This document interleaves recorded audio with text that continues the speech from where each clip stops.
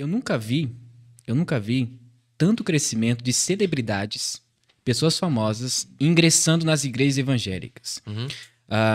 Nesses últimos 5 anos, isso tem crescido bastante. Você acha que a maioria dessas conversões são genuínas? Porque alguns, eles ingressam nas igrejas, confessam Cristo, mas depois vê que não era aquilo que eles imaginavam e saem da igreja. Eu acho que, pelo menos, muitos deles não demonstram frutos de um cristão. Eu sei o seguinte: uma pessoa comum, ela converte, e ela também, o seu processo de santificação também é longo. Eu acho que muitas vezes acontece uma injustiça com essas pessoas famosas. Em que sentido? Com algumas delas, não com todas. Mas assim, quantas pessoas na minha igreja, por exemplo, eu olho e falo, puxa, essa pessoa é crente, converteu mesmo, mas demorou uns 3 anos para entender, por exemplo, que eu falava, gente, faz 3 anos que eu tô falando para você, não usa esse tipo de roupa, que roupa indecente. 3, 4 anos depois a pessoa fala, nossa, como é que eu como crente usando aquele tipo de roupa, hein? O ruim é que a pessoa famosa não. Ela converteu ontem e tá todo mundo vendo ainda a roupa dela. E é um processo mesmo, a conversão, a santificação. É um processo, ainda mais essa questão de roupa. Vamos dar um exemplo da roupa. Com exceção, né, para nós, com exceção da Assembleia, para quase todos os outros evangélicos, reformados ou não, era quase símbolo de farisaísmo falar sobre roupa. Não pode. Falou de roupa, você é um fariseu. Legalista. Então você tem ainda esse grande problema, que não se fala muito mesmo nas igrejas sobre a vestimenta. Usos e costumes. Não se fala. Tudo bem que tem um fariseu? Tudo bem. Mas e daí? Aí a gente se torna libertino para consertar o farisaísmo? Então, quando um famoso converte, ele não muda de vida instantaneamente. Assim como um comum também não. Ninguém é assim. É um processo. Só que a pessoa famosa não, tá todo mundo vendo, né? Então quando ela erra, se o cara, por exemplo, perdeu eu já perdi a paciência, mas o famoso perdeu, todo mundo viu, né? Então, às vezes, o julgamento é muito cruel com eles. Então, acho que... Vamos separar. Então, acho que tem um pouco disso com a pessoa famosa. Tem um pouco disso.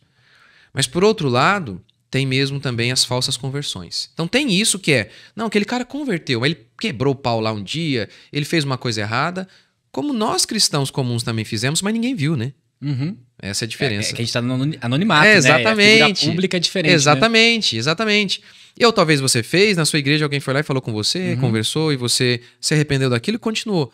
Aí o famoso, coitado, tá ali, ele, né, fez a coisa errada e só ficou a imagem, né, do erro dele. E acabou. Então eu acho que tem um pouco disso. Mas também acho que tem a falsa conversão. E essa falsa conversão está mais uma vez associada com o falso evangelho. O falso evangelho gera falsos convertidos, né? Esse tipo de pregação que é uma espécie de produto que é oferecido, onde cada tipo de pessoa vai encontrar um produto adequado para ela. A igreja se torna um comércio e as pessoas se tornam clientes e elas falam, olha, tem igreja que... Eu gosto do funk e eu quero converter, eu quero tomar a cruz, mas tem como dar uma cortadinha nessa cruz aí? Não, suavizar, né? Tem que pegar a cruz inteira? Não tem, né? Por exemplo, funk, eu quero continuar com o funk. Tem igreja. Então bora pra lá. Aí tem a igreja do funk. Então você tem esses vários tipos de igrejas empresa, que tem um prato do dia para cada tipo de cliente. E aí, essa falsa igreja, esse falso evangelho que se adequa ao cliente, obviamente, esse falso evangelho vai gerar falsos cristãos. E se isso acontece com gente anônima, também acontece com os famosos, né? Que tem... O famoso, muitos deles têm dinheiro para fazer muita extravagância. E o pobre, coitado, não tem. A diferença, muitas vezes, de um pobre para um famoso é que o pobre gostaria de sair com 5 mulheres num jatinho, mas ele não tem. Enquanto que o rico pode fazer as suas extravagâncias. Mas, hoje, o falso evangelho, ele, para esses caras que querem continuar tendo esses comportamentos bizarros, ele vai encontrar respaldo em muitas igrejas, que antigamente ele não iria. Mas hoje tem. Tem até, por exemplo, a igreja LGBT. Então, poxa, eu quero Deus, porque viver no mundo sem a consciência de que alguém me protege é muito difícil. Sim. De que eu tenho propósito na existência é muito difícil. Eu quero Deus, mas não o Deus da Bíblia. Tem um Deus aí ao meu gosto? Tem o Deus da Bíblia que ele me fez a imagem e semelhança dele. Mas eu não podia fazer um Deus à minha imagem e semelhança? E aí eles fazem, e aí são vários ídolos ainda, que eles chamam de Jesus, e estão espalhados aí esses ídolos por todas as igrejas e por isso esses caras aderem, porque eles falam, esse aí eu gosto. Essa igreja é pra mim, né? Essa é pra mim, porque essa aí eu não preciso mudar, não. Agora, o que eu acho que atrai mesmo é o fato dessa mensagem. Eu acho que o maior... tipo de pregação, de teologia. Tipo de pregação. O tipo de pregação. Esse tipo de pregação que no final, esse famoso fala assim, dá pra eu continuar fazendo isso aqui. Porque, veja bem, converter, se você não negar pai, mãe, filho, filha, não dá pra ser crente. Tem que tomar a cruz. Mas muita gente ganha horrores. Quer ver? Vamos dar um exemplo. A moça é digital influencer. E ela vende lingerie. E ela ganha 100 mil por um post. E aí? Como é que vai fazer? Biquíni, na minha opinião, biquíni é calcinha com tecido diferente. E ela posta isso. Ela posta de biquíni lá no Instagram pra todo mundo ver. E ela ganha dinheiro. Vai, 50 mil, 100 mil por conta daquela postagem que ela divulgou o biquíni. É um trabalho dela. Então, converter implica em parar de fazer Mudança. isso. Ah, tá. 100 mil reais. 100 mil reais que ela vai ter que deixar de ganhar. E aí, ela não quer. Aí, o que acontece? Tem uma igreja que fala, gente, não julgueis. E aí tem uma pastora também, seminua lá. A pastora também posta foto de biquíni. Ela fala, que maravilha.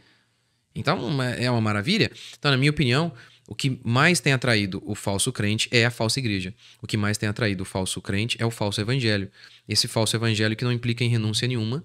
E ele fala, eu posso continuar aqui, não vou perder nada. Não vou perder. Porque implica isso. Vamos dar um exemplo. Eu tenho algumas pessoas famosas que eu tenho contato. E aí, ele pergunta, pastor, olha, eu tô para fazer um contrato. Vamos dar um exemplo. Um empresário. Olha, eu tô para fazer um contrato, só que me parece que isso não é cristão.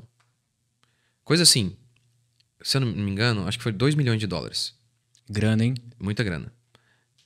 Na realidade, esse empresário muito, muito, muito cristão, muito piedoso, muito conhecido. E aí eu falei, olha, isso é uma coisa... esse tipo de trabalho é errado. Você vai ter que perder esse dinheiro. Não tem como. Apesar que ele já meio que sabia que isso era correto. Esse é o problema. Muitos não querem fazer isso. Porque perde dinheiro. Então não querem. Aí eles vão encontrar uma igreja que vai falar, o quê? Claro que dá pra você fazer esse trabalho. Claro que é isso? Não julgueis. Não, olha, o que importa é o coração. E aí ele prefere nessa igreja para que ele não perca os 2 milhões e ele continue se sentindo que tem a proteção de Deus. Então, na minha opinião, esse é o grande problema. Que os pastores, como não pregam um verdadeiro evangelho, eles vão aceitando essas coisas por medo de perder a pessoa e também porque eles também ficam com dó. Como assim? Eu, no lugar dele, também não perderia 2 milhões? Que isso? Eles não abririam mão. Eles não abririam. Então, como eles também não abririam, como é que eles não teriam coragem para falar para alguém abrir mão?